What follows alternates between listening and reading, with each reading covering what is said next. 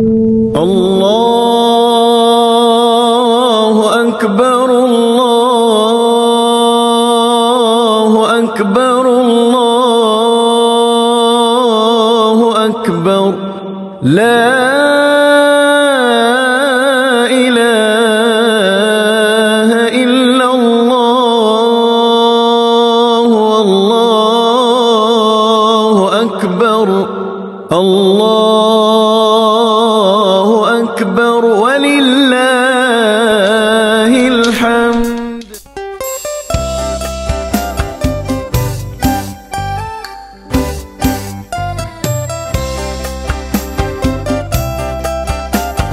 Bismillahirrahmanirrahim. Alhamdulillahirabbil alamin wassalatu wassalamu ala asyrafil anbiya'i wal mursalin sayyidina Muhammadin wa ala alihi wa sahbihi ajma'in. Bismillahil syafi, bismillahil kafi, bismillahil muafi, bismillahilladzi la yadurru ma'asmihi syai'un fil ardi wala fis sama'i wa huwas samiul alim. Allahumma salli ala sayyidina Muhammadin tibil qulubi wa dawaiha wa afiyatil abdani wa shifaiha wa nuril absari wa diaiha wa ala alihi wa sahbihi wa barik wa sallim. Amma ba'd. Sayyidina Ali karamallahu wajhu pernah berkata, kunu liqabulil amal asyaddu ihtimama minkum bil amal. Maksudnya, hendaklah kamu lebih memperhatikan bagaimana amalan kamu diterima daripada hanya sekadar beramal semata-mata. Wahai seluruh warga Kagat dan juga warga Angkatan Tentera Malaysia yang menonton siaran ini, terima kasih kepada Allah Subhanahu Wa Taala yang Maha Pengasih lagi Maha Penyayang, yang telah memberikan kita kesempatan untuk kita mengakhiri Ramadan dan sempat pula kita menghirup nafas Maghrib 1 Syawal bagi tahun 1446 Hijrah. Sesungguhnya Ramadan telah berlalu dan kita semua telah menyahut seruan ilahi dengan menggandakan amalan ibadat di sepanjang Ramadan yang lalu. Namun seharusnya kita memaparkan segunung kebimbangan sebagaimana yang dinyatakan oleh Sayyidina Ali karamallahu wajhu yang saya nyatakan tadi.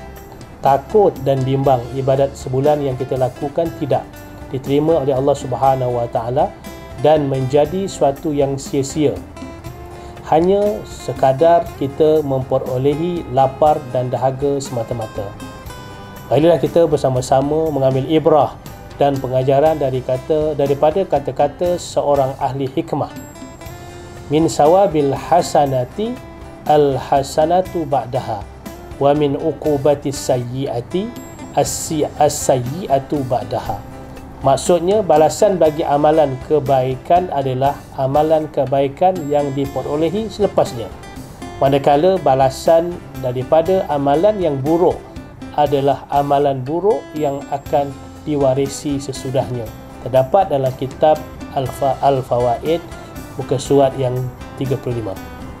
Semoga Ramadan yang baru dilalui semalam mengajar kita terus untuk berbuat segala bentuk kebaikan dan kebajikan yang kita lakukan di sepanjang kehidupan, dan semoga ia tetap beristiqamah sehingga ke tutup usia, agar dengan kekuatan amal ibadat dan segala bentuk kebaikan yang kita lakukan di dunia ini, khususnya di bulan Ramadan, akan membawa kita kepada kejayaan untuk bergraduasi Ramadan di syurga Firdausi, insya-Allah.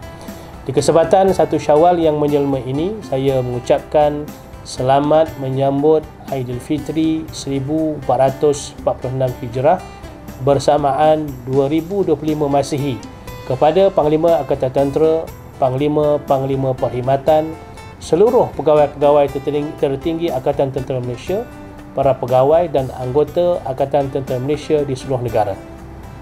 Di kesempatan ini juga khusus untuk seluruh pegawai dan warga kor agama Angkatan Tentera, walau di mana saja anda berada, selamat menyambut Aidilfitri yang mulia, selamat berhari raya, selamat bertugas. Jagalah Allah, semoga Allah memelihara saudara-saudara semua berjaya di dunia, insya-Allah kita akan berjaya di akhirat. Angkatan masa hadapan, benteng pertahanan negara, berjuang berakhlak.